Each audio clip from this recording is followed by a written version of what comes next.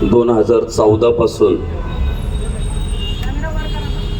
हिंदुस्थानात एक अडचण अशी झाली आहे की भगव्या टोप्यावाल्यांनी अर्थात हिंदुत्ववाद्यांनी कुठलाही विषय उचलून धरला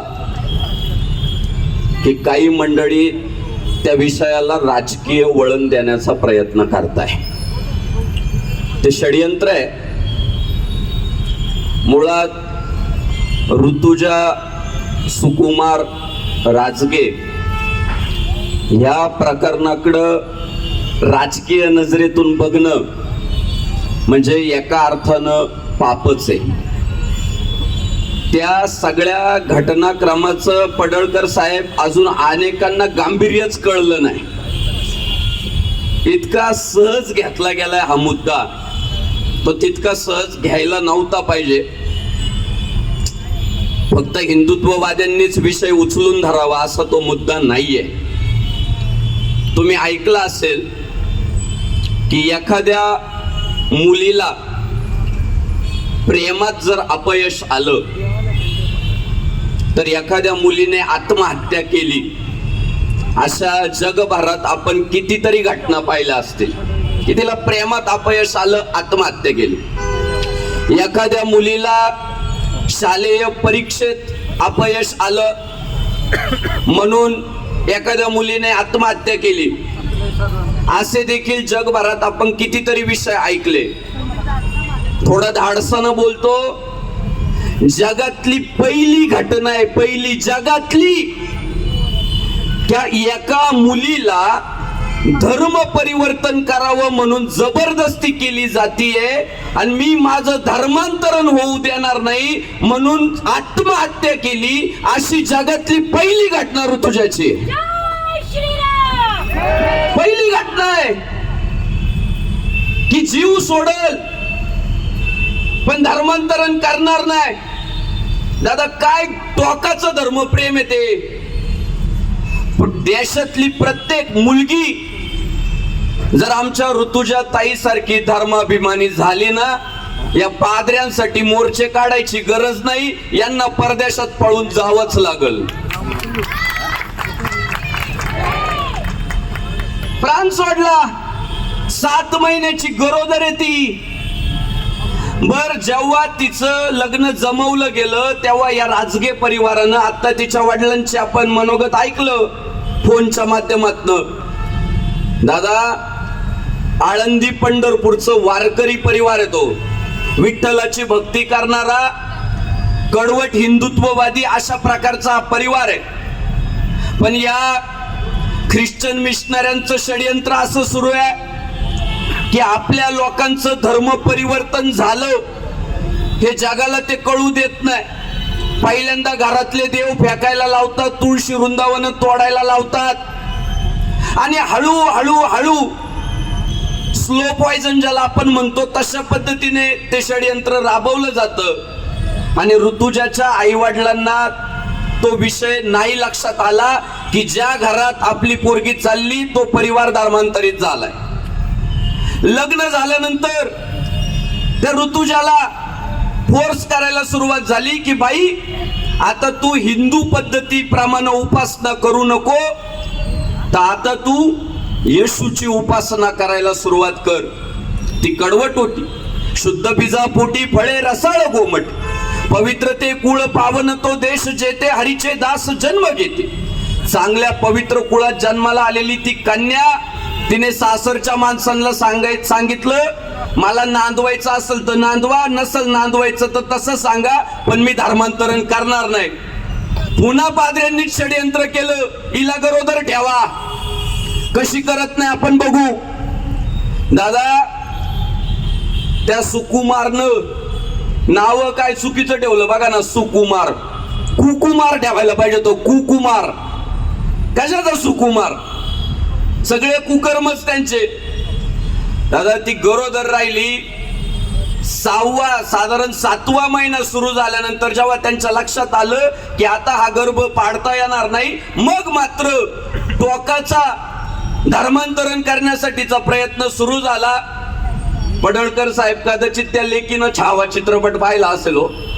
मागच्या काळामध्ये देशभर जर वारं कशाचं होतं तर छावा चित्रपटाचं होतं. त्या पोरीनं आमच्या धर्मवीर संभाजी महाराजांचं बलिदान पाहिलं असेल आणि कदाचित वज्रमुठ बांधली असेल की आता प्राण गेला तरी चालेल पण धर्म सोडायचा नाही. आणि आपल्यापासून ऋतुजा इतक्या अंतरावर निघून गेली की आता पुन्हा आपण तिला भेटू शकत नाही. माझी विनंती आहे, आज आपल्या हिंदू धर्माचा ढाण्या वाघ गोपीचंद पडळकर साहेब व्यासपीठावर बसलेले.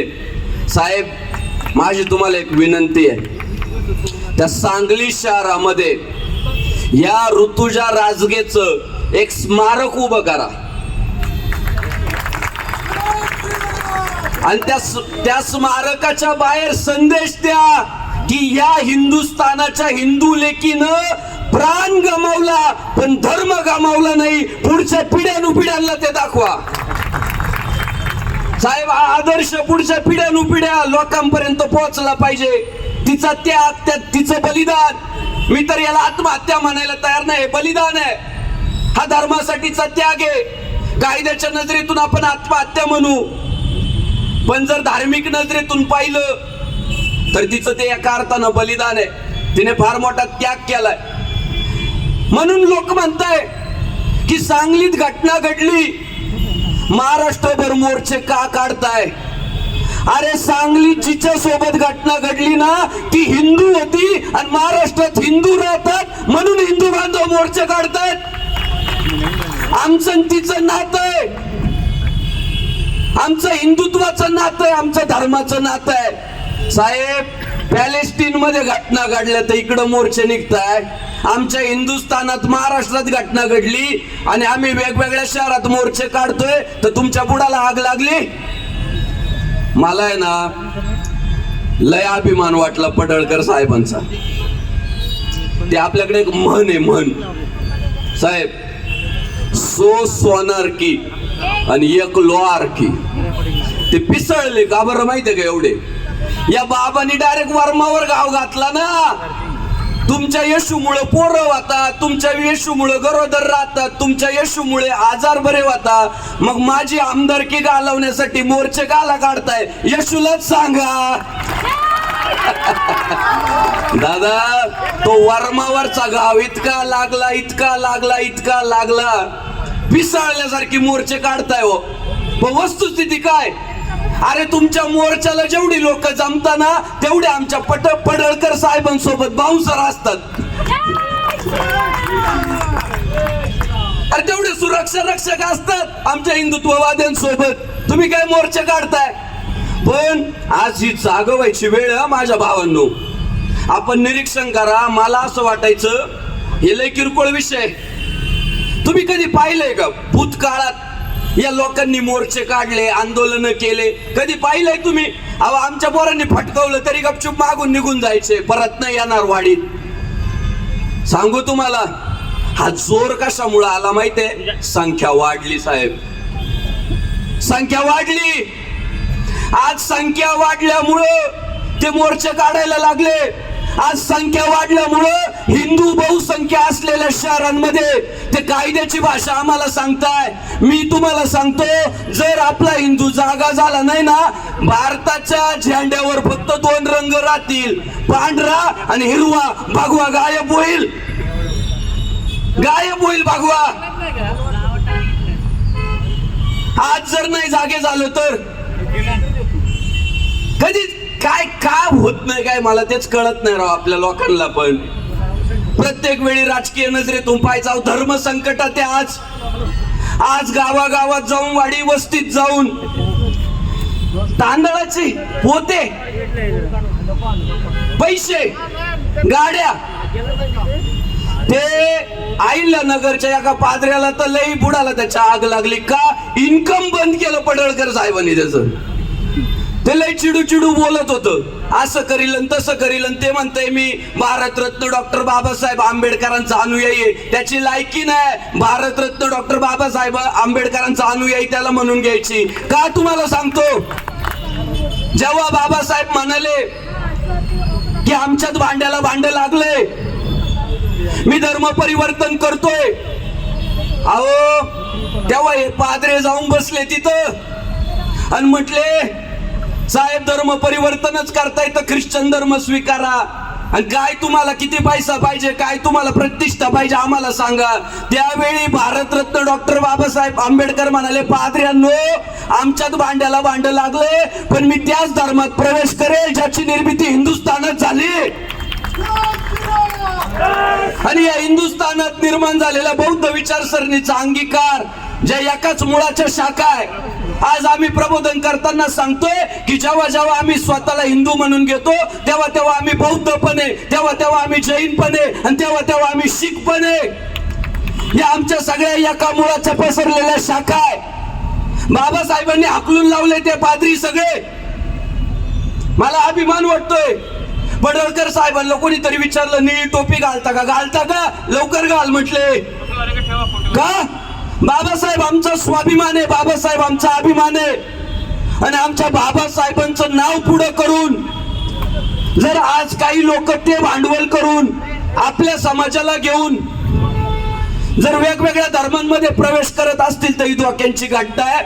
मी सगळ्या माझ्या हिंदू बांधवांना आज सांगतो, ठोका, मजबूत ठोका, पर्याय नाहीये. हे बघा ते काय म्हणतात, आमचा देव माफ करायला लावतो. त्यांना सांगा आमचा देव लय ठोकायला लावतो. अहो आमच्या देवाचा जन्मच जेलमध्ये हो. कृष्ण कुठे जन्माला आला, तुरुंगात आला. आणि आमचा देव माफ पीप नाही करायला लावत. आमच्या एका देवाच्या हातात चक्र आहे, आमच्या एका देवाच्या हातात गदा आहे, आमच्या एका देवाच्या हातात धनुष्यबाण आहे, आमच्या देवीच्या हातात त्रिशूळ आहे. ते काय फोटो सेल्फी काढायलाय का? हे अशा पादऱ्यांना ठोकायलाच ते सगळे शस्त्र. हे संकट हे बघा स्लो पाहिजे ना. मला वाटायचं देशावर फक्त हिरवं संकट आहे, नाही देशावर पांढरं संकट पण वाढतंय. मोठ्या प्रमाणात सगळ्यांना एकत्रित येऊन काम करावं लागेल. वाडी वस्त्यांमध्ये महाआरत्या सुरू करा, वाडी वस्त्यांमध्ये धर्म वर्ग सुरू करा, आपल्या भावंडांना हिंदुत्ववादी बनवण्यासाठी प्रयत्न करा. मला वाईट वाटलं, अरे आपल्या ऋतुजासाठीचे बॅनर लावले, राव काढून टाकले. मान्य आहे साहेब आमच्याकडे लय पैसा नाही पण आम्ही तुमचे धर्म बांधव याची तरी जाण ठेवायला पाहिजे होती हो. अहो एका पिढीला वर्दी मिळाली, पुढची पिढी आम्ही हिंदू आहे हेच सांगणार आहे नका हो. अहो पहिले धर्म मग बाकीचं सगळं. अहो पुण्यश्लोक अहिल्यादेवी होळकरांच्या आता त्या स्मारकाला हार घालायला गेलो, आई साहेबांच्या हातातली ती पिंड पाहिली शंकराची आणि मला जाणवलं पडळकर साहेब ती पिंड आहे ना या पादऱ्यांसाठी मुघलांसाठीच आहे. की मुघलांनो पादऱ्यांनो तुम्ही किती प्रयत्न करा मी माझ्या लोकांना माझा हिंदू धर्म सोडू देणार नाही. ती पिंड म्हणजे हिंदुत्व आहे. ती पुण्यश्लोक अहिल्यादेवी होळकरांच्या हातातली पिंड आहे ना ते त्यांचं धर्मप्रेम आहे, ती धर्मनिष्ठा आहे. आणि ऋतुजा राजगे त्या परंपरेत जन्माला आलेली कन्या आहे. तिने सिद्ध केलं की खऱ्या अर्थानं अहिल्यादेवी होळकरांची बिल्लेक आहे. प्रबोधन करा दादांनो, संकट फार मोठं आहे. मला गोव्यातल्या काही घटना सांगितल्या. गोव्यात ह्या पादऱ्यांचं प्रमाण वाढलं तर चिमटे करून हिंदू माता भगिनींचे स्तन वरबडायचं काम त्या काळात केलं. छत्रपती शिवाजी महाराजांना कळालं, धर्मवीर संभाजी महाराजांना कळालं, पादऱ्यांचे मुंडके छाटले, आपला हिंदू समाज सुरक्षित झाला त्या काळात. आपल्याला कठोर झाल्याशिवाय पर्याय नाही. पोलीस प्रशासनाला सुद्धा माझी विनंती आहे साहेब, एकमेव या भगव्या टोप्या हो ज्यांना राजकारणासाठी ना सत्तेसाठी ना पैशासाठी फक्त या हिंदुस्थान आबाधित राहावा, या हिंदुस्थानातला धर्म टिकावा, शांती टिकावी म्हणून प्रयत्न करणाऱ्या या भगव्या टोप्या हो साहेब यांना थोडं पदरात घ्या राव. और रुपया गोळा केला जातो. एक बॅनर बनवायला 1500 रुपये खर्च आहे, लावायला 500 रुपये. एक गाडी गेली बॅनर उतरवले नाही साहेब. हे हिंदुत्ववादी सरकार कार्यरत असताना ही कुठेतरी चपराक देवाभाऊनी सुद्धा खंत व्यक्त केली प्रशासनाबद्दल की बऱ्याच गोष्टी सांगितल्या जात नाही, आमच्यापर्यंत पोहोचू देत नाही साहेब, असं नका होऊ देऊ, तुमच्या चरणी विनंती आहे. आणि आपल्या लोकांनी जागा व्हावं. 5 मिनिटं आहे माझ्याकडे, तेवढा विषय समजून घ्या. काय बोलला संग्राम दादा जगताप? हिंदूंना न्याय भेटला पाहिजे. काय बोलले गोपीचंद पडळकर साहेब? आमच्या हिंदूंना न्याय भेटला पाहिजे. अहो त्यांनी थोडे पण मोर्चे काढले, गुन्हे दाखल करण्यासाठी पोलीस स्टेशन मध्ये जाऊन बसले. माझा प्रश्न आहे, अबू आझमी वारी बद्दल बोलला की पुण्यात या पालख्या येतात तर ट्रॅफिक जाम होतं. त्यांना नालायकाला माहितीये का, पुणेकरांना पालखी आल्यानंतर दिवाळी दसरा आल्यासारखा भास होतो. अहो पुणेकरांसाठी तो दिवाळी दसरा असतो. आजपर्यंत एका पुणेकरांनी तक्रार केली नाही. पालखीचं स्वागत हे सगळी पुणेकर मंडळी करतात आणि कुठून तरी आलेला अबू आझमी म्हणतोय ट्रॅफिक जाम होतं. माझा प्रश्न आहे, किती हिंदूंनी त्या अबू आझमीच्या विरोधात मोर्चा काढला? नाही काढला. किती हिंदू पोलीस स्टेशन मध्ये जाऊन बसले, त्याच्यावर गुन्हा दाखल करा, कोण नाही गेलं. पण आमचे पडळकर साहेब बोलले, आमचा संग्राम दादा जगताप बोलला की ते जाऊन बसताय. हा त्यांच्यातला ना आपल्यातला फरक आहे.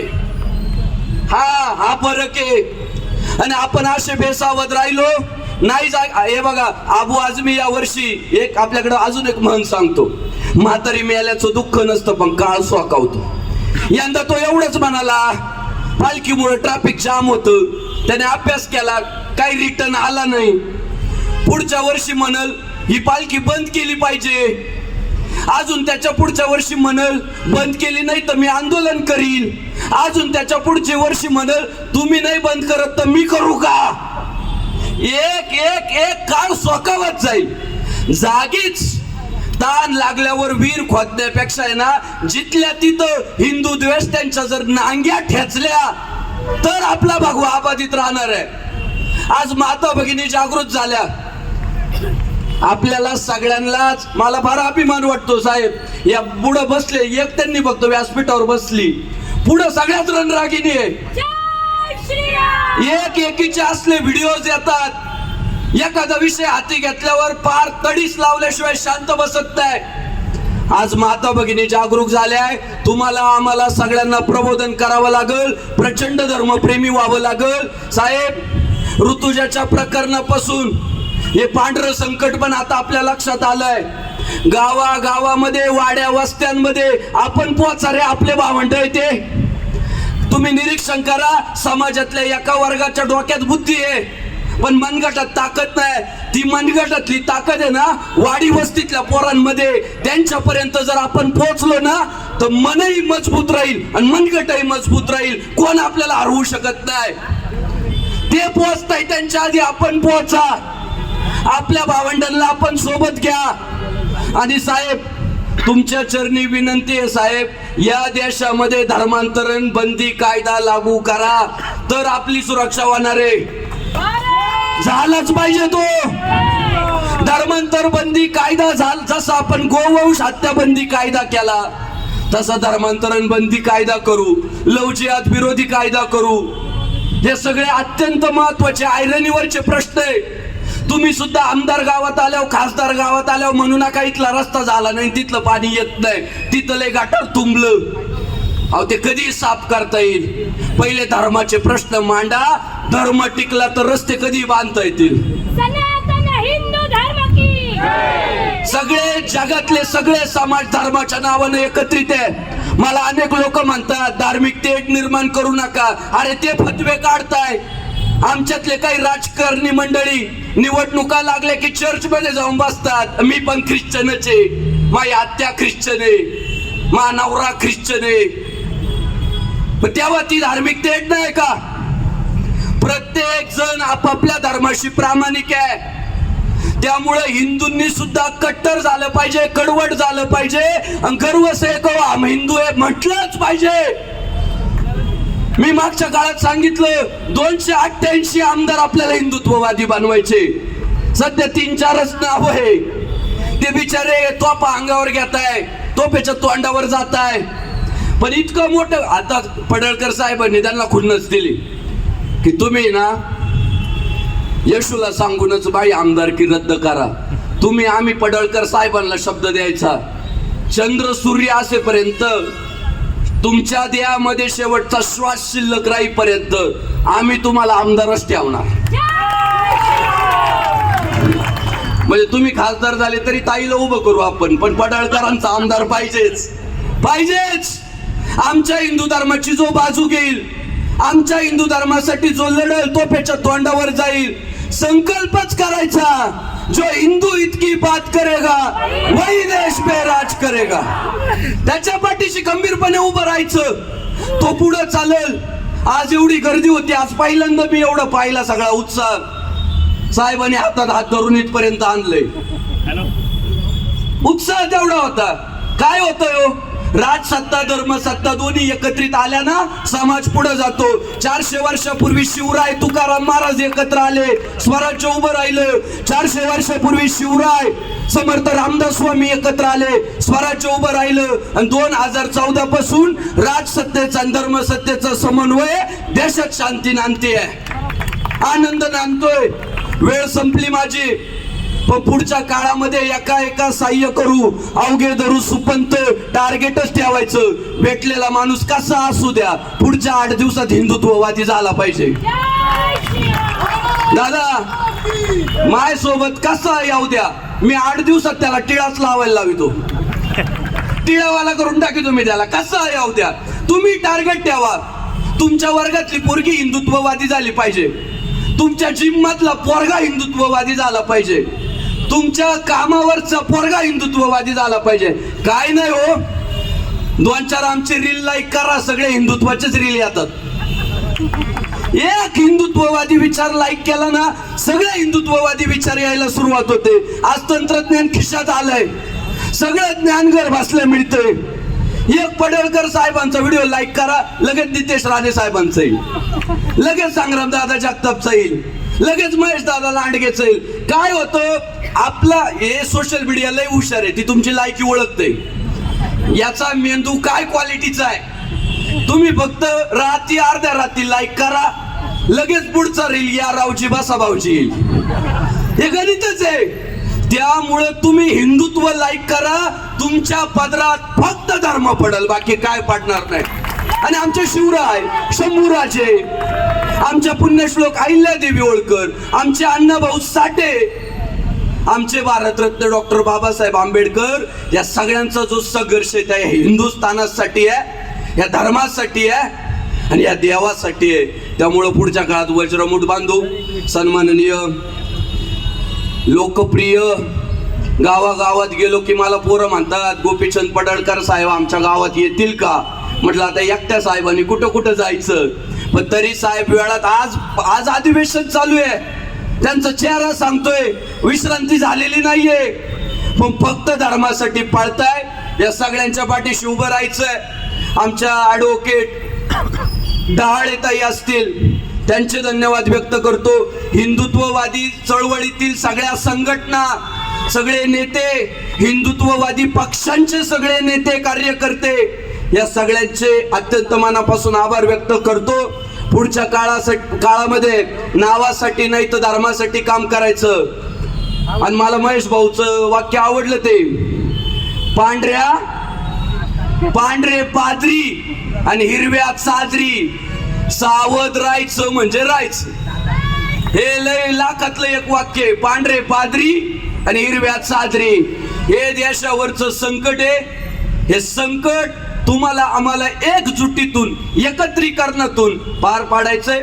या निमित्तानं आपल्या सर्वांचं दर्शन झालं, मनापासून धन्यवाद व्यक्त करतो. साऊंड सिस्टीम, बाकी सगळी व्यवस्था, पोलीस प्रशासन, आपल्या सर्वांच्या चरणी नतमस्तक. धन्यवाद. छत्रपती शिवाजी महाराज की, धर्मवीर संभाजी महाराज की, पुण्यश्लोक अहिल्यादेवी होळकरांचा, लोकशाहीर अण्णाभाऊ साठेंचा, भारतरत्न डॉक्टर बाबासाहेब आंबेडकरांचा. जय श्रीराम. हर हर